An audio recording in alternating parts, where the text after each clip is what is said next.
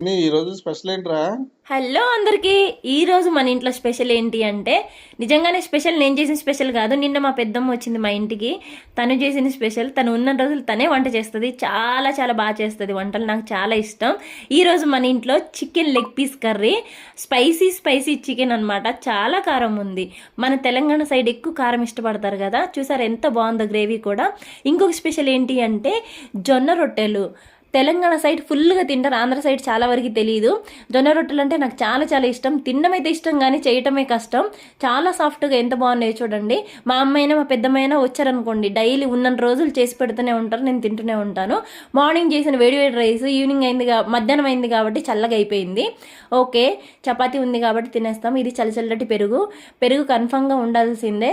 దాంతోపాటు స్వీట్ కూడా ఉండాల్సిందే కదా. కొంచెం గట్టిగా అయిపోయింది అంతే, ఏం కాదులేండి, తినేద్దాం. ఎలాగో మనం మందు తాగం కాబట్టి మన ఇంట్లో ఉన్న మజా బాటిల్ని అయితే తాగేద్దాం.